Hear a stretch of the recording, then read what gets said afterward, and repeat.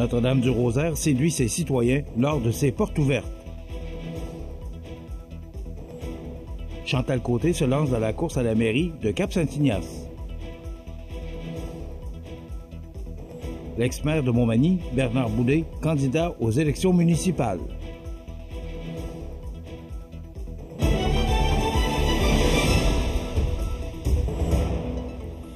Bonjour mesdames et messieurs, et bienvenue à ce bulletin d'information du lundi 8 septembre 2025 sur le réseau de télévision CMA TV. Le complexe municipal de Notre-Dame-du-Rosaire, véritable cœur battant du village, a ouvert ses portes à la population le 4 septembre dernier pour faire découvrir l'ampleur des transformations réalisées au cours des 2 dernières années. Sous une ambiance chaleureuse de type apéro, avec bouchées et rafraîchissements, les visiteurs ont pu admirer les rénovations complétées. Donc, voilà ce que je disais, c'est que les visiteurs ont pu admirer les rénovations complètes de l'édifice municipal, incluant la bibliothèque ainsi que les nouvelles installations telles qu'un gym, une garderie et l'espace pop-up. Moment fort de la journée, le dévoilement de la fresque « Ici », une œuvre vibrante signée par l'artiste Tania Elion, dans le cadre du projet culturel Fou du français. Installée dans la salle multiservice, l'œuvre représente le profil d'une jeune fille tournée vers l'avenir, un visage empreint de sérénité et d'espoir. J'ai voulu créer une image qui évoque le fait que chacun peut se sentir à sa place et bien accueilli dans cet espace, a expliqué Mme Elion lors de l'inauguration. Le texte qui accompagne la fresque, intitulé « Être bien ici », incarne parfaitement la volonté municipale de bâtir un milieu inclusif et accueillant pour tous. Ce projet structurant a été rendu possible grâce à un appui financier multiple, dont celui de l'Union des municipalités du Québec, de Kruger ainsi que du député de Côte-du-Sud, Mathieu Rivet. Une belle démonstration de dynamisme pour une communauté résolument tournée vers l'avenir. Une nouvelle candidature se profile à l'horizon en vue des élections municipales du 2 novembre prochain. En effet, Mme Chantal Côté, bien connue dans la communauté pour son engagement de longue date, a annoncé sur Facebook qu'elle briguerait le poste de mairesse de Cap-Saint-Ignace. Forte de 4 mandats comme conseillère municipale, Mme Côté a notamment piloté des dossiers liés à la politique familiale, en instaurant les programmes Municipalité Amis des enfants et Municipalité Amis des aînés MADA. Elle a également joué un rôle clé dans le développement d'une caserne incendie conforme aux normes, en participant activement à l'analyse et à la révision des plans. Mme Côté n'en est pas à ses premières armes en politique municipale, puisqu'elle a siégé au Conseil des maires de la MRC de Montmagny à titre de substitut au maire et a complété plusieurs formations en administration municipale. Selon ses propos, elle estime que son expérience et sa formation la préparent à relever les défis à venir tout en contribuant au développement de la municipalité. Cette annonce survient alors que la mairesse actuelle, Jocelyne Caron, a fait savoir, en mai dernier, qu'elle ne solliciterait pas de nouveaux mandats. La campagne s'amorce donc avec une première candidature officielle dans une municipalité où les enjeux de développement et de services de proximité demeurent au cœur des préoccupations.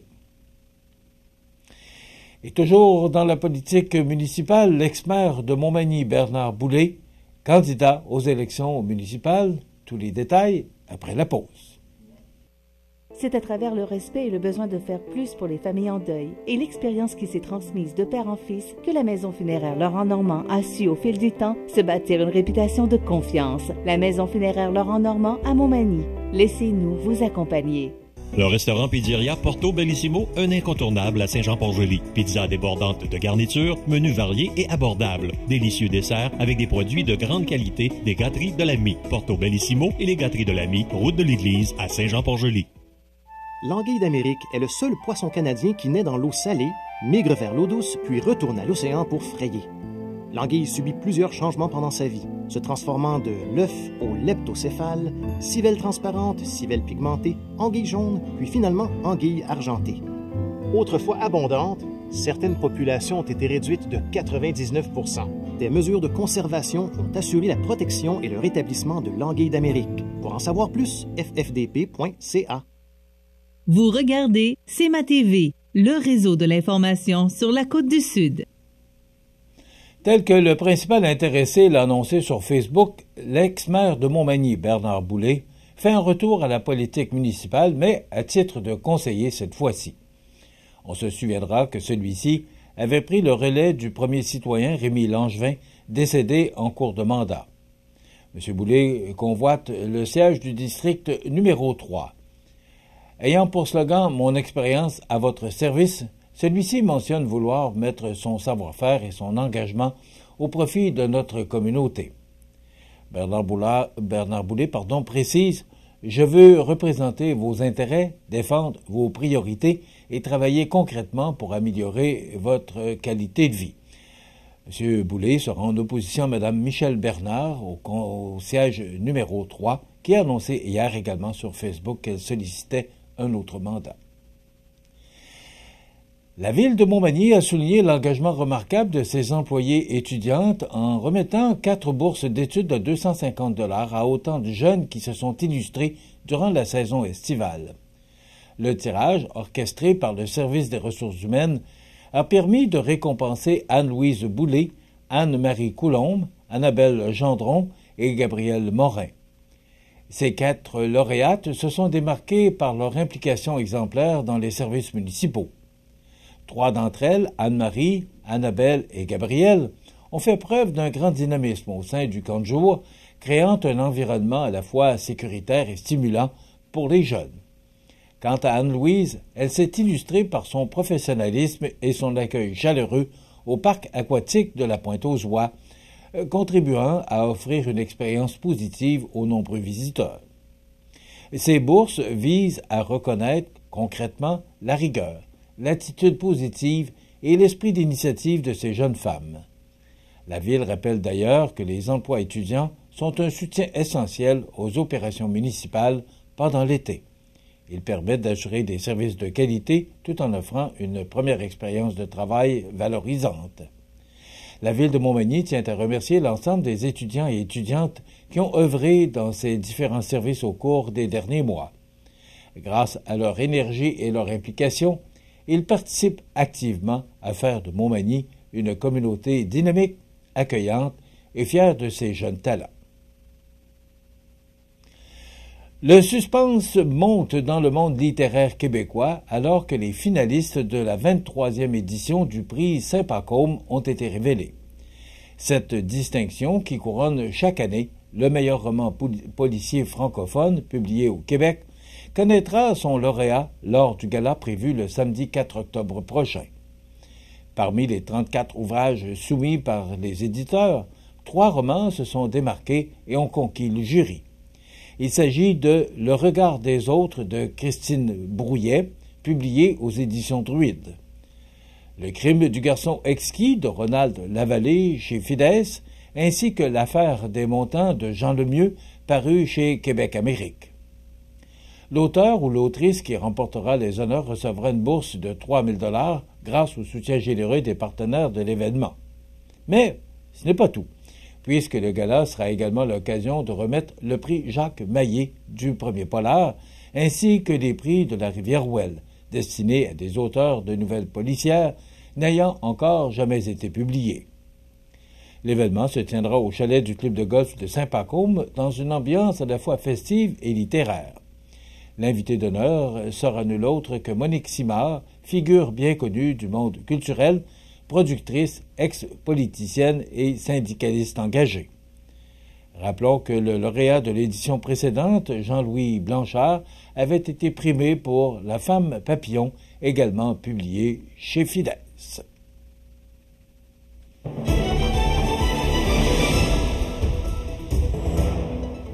Au sport, c'est une saison historique que vient de conclure l'équipe U12 du club de soccer Lévis-Est à Montmagny. En effet, les jeunes athlètes de la Côte-du-Sud ont remporté les grands honneurs du prestigieux tournoi provincial Desjardins de Victoriaville avec un parcours parfait, dont 5 victoires en 5 matchs. En ronde préliminaire, les Manimontois ont, tour à tour, vaincu le Fury de Rimouski et le Royal Beauport par la marque de 2-1 avant de s'imposer 4-3 face au Rapide de Sainte-Catherine de la Jacques-Cartier. En demi-finale, l'équipe croisait le fer avec le puissant FC Saint-Hyacinthe qui menait 2-0 à la mi-temps. Mais les jeunes de Lévis-Est n'avaient pas dit leur dernier mot. 2 buts rapides signés Maxence Landlois et Ramiro Boucher ont ramené tout le monde à la case départ. La tension était à son comble lors des tirs de barrage. Chaque tireur manimontois réussit sa tentative jusqu'à ce qu'un joueur de Saint-Hyacinthe rate la cible au 8e tour, envoyant les jeunes de Lévis-Est en finale dans une explosion de joie. En grande finale, l'équipe affrontait le Celtic de Richmond. Malgré un début difficile avec un retard de 0-2, les joueurs ont encore une fois démontré leur ténacité. L'infatigable Ramiro Boucher, encore lui, a inscrit 2 buts pour forcer la tenue d'un temps supplémentaire. Le gardien Zachary Dubé s'est également illustré avec 2 arrêts cruciaux sur tir de punition. Puis, à la 5e minute de la prolongation, William Morel a fait vibrer le filet adverse d'un but en or, déclenchant une explosion de célébration alors que tous les coéquipiers ont envahi le terrain. Cette médaille d'or vient couronner une saison exceptionnelle pour l'équipe U12 qui avait déjà remporté l'or au tournoi de Bernière Auto Saint-Nicolas ainsi que le bronze au tournoi national très carré de Charlesbourg. Pour les entraîneurs Guillaume Larochelle, Simon Fortin et Robert Boucher, il s'agit de la meilleure saison de ce groupe qui évolue ensemble depuis maintenant 4 ans. D'ailleurs, Guillaume Larochelle, entraîneur-chef de l'équipe, sera avec nous un peu plus tard dans l'émission pour nous parler de la saison qui vient de se terminer. Et 2 matchs étaient à l'affiche dans la Ligue de baseball senior en fin de semaine. Vendredi soir, devant ses partisans, le Toiture Pro Le Mieux Promutuel a subi une défaite de 3-2 contre le CRSA de Québec au parc Marcel Desjardins à Montmagny. Andy Saint-Gelais a lancé 6 manches, n'accordant seulement que 2 points. L'égalité était 2-2 en début de 7e manche avant que le CRSA prenne les devants 3-2 grâce à un circuit contre le jeune lanceur Thomas Gabriel Masson.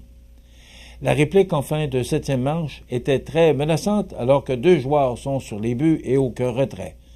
Un double jeu a scellé l'issue du match. Le joueur du match équipe MG, Tristan Paré, qui a terminé la soirée avec 2 coups sûrs et 1 but sur balle. La série était égale 3-3 après cette défaite du club manimontois vendredi dernier.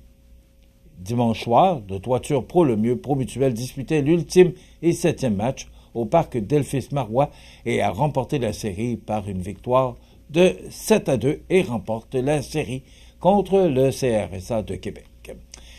Voilà ce qui complète votre bulletin d'actualité de ce lundi 8 septembre. Dans un moment, les prévisions de la météo. Et le menu de cette émission du lundi 8 septembre, on reçoit Nicole Robert, directrice générale de la Chambre de commerce et d'industrie de la MRC de Montmagny dans quelques instants, et Guillaume Larochelle, comme je l'ai mentionné, responsable du Centre de développement de l'équipe de soccer Lévis sera avec nous, et Audrey Saint-Pierre visitera Pando Enco pour nous faire part de ses trouvailles. Et bien sûr, il y aura l'actualité, et veuillez prendre note qu'aujourd'hui, à compter d'aujourd'hui, ce 8 septembre, l'émission est 15 minutes de plus, donc c'est un retour à la programmation normale. Donc, je vous souhaite une excellente émission de notre antenne.